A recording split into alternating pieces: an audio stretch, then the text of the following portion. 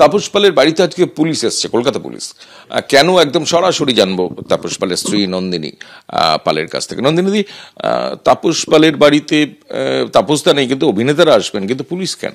আমি ডেকেছি, কারণ তোমার মনে, আমি ডেকেছি কারণ তোমার হয়তো মনে থাকবে যে 1 মাসও বোধহয় হয়নি, বা 1 মাস জাস্ট হয়েছে, আমি শাসক দলের বিরুদ্ধে যেটা সত্যি আমার মনে হয়েছে সেটাতে মুখ খুলেছিলাম। সেটা তাদের জন্য হয়তো খুব সুখের, মানে ভালো কথা ছিল না, কিন্তু আমার জন্য ওটা একদম সত্যি। আর তারপর থেকে আমি দেখছি যে একটা 21st সেঞ্চুরিতে সেই যেগুলো গ্রামে শোনা যেত এক ঘরে, ওরকম একটা পরিস্থিতিতে পড়ছি, মানে প্রতিনিয়ত। মানে যেমন ধরো, মানে অদ্ভুত, খুব সাটল ওয়েতে অসহযোগিতা।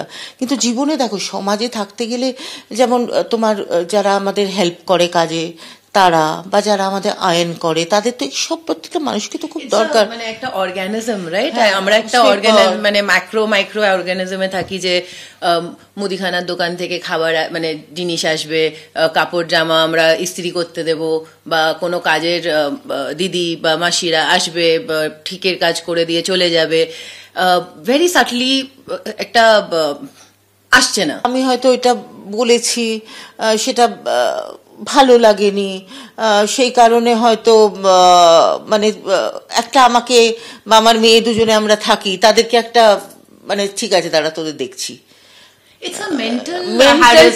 শুধু অসহযোগিতা নয়, তাদের দুর্ব্যবহার, তাদের ব্যবহার সবসময় একটা অসম্মান করার একটা, যাতে তুমি একদম অসম্মানিত হও।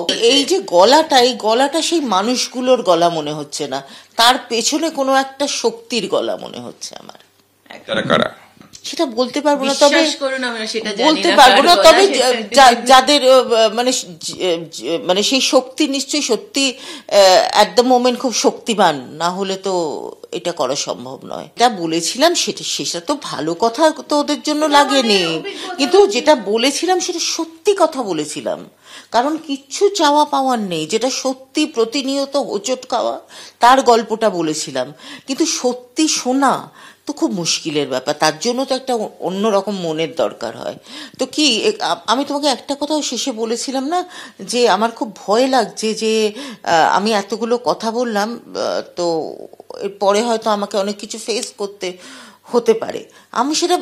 আমি চেয়েছিলাম সেটাতে যেন আমি রং প্রুভড হই, কিন্তু রং প্রুভড হলাম না। আমাকে সেই শহরে গলফ ক্লাবের মতো জায়গায় থেকে একঘরে হতে হচ্ছে আমাকে আর আমার মেয়ে। Horrible feeling, this is my city, এটা আমার বাড়ি, এরকম করে আমি আজকে মায়ের থেকে বেশি ভেঙে পড়েছি। I am feeling very very devastated honestly. মানে এটা আমার সিলেবাসের বাইরে। এরা কারা করছে?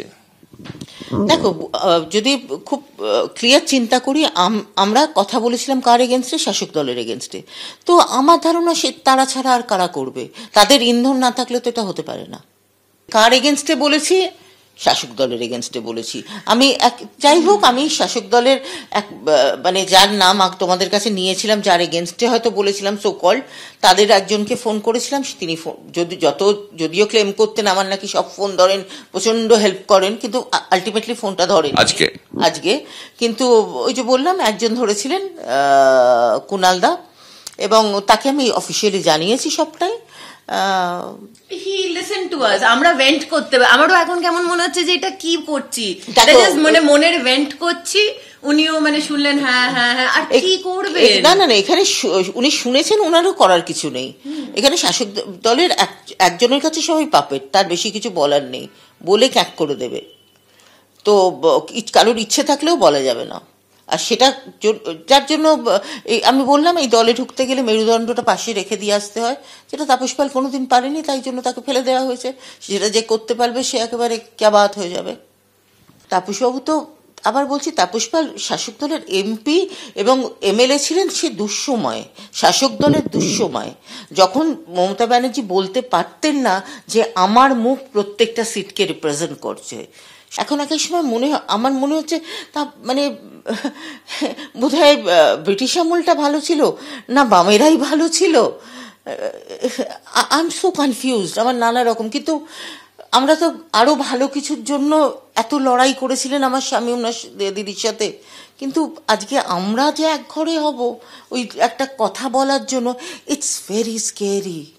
পেছনে খুব একটা মানে খুব শক্তিমান মদত ছাড়া হতে পারে না। এই শক্তিমান প্রজন্মটা কাদের, মানে তাছাড়া আর দেখো বলতে পারবো না, কিন্তু তুমি যদি জিজ্ঞেস করো তাহলে তাছাড়া আর কার হওয়ার কথা। অভিযোগের তীর সেই শাসক দলের বিরুদ্ধে, কারণ তিনি বা তার দাবি বা তাদের দাবি যে 1 মাস আগে যে শাসক দলের বিরুদ্ধে তারা তোপ দেখেছিলেন তারপর থেকেই এই প্রক্রিয়া শুরু হয়েছে। ক্যামেরায় উজ্জ্বল ঘোষের সঙ্গে কৃষ্ণেন্দু অধিকারী, এবিপি আনন্দ, কলকাতা।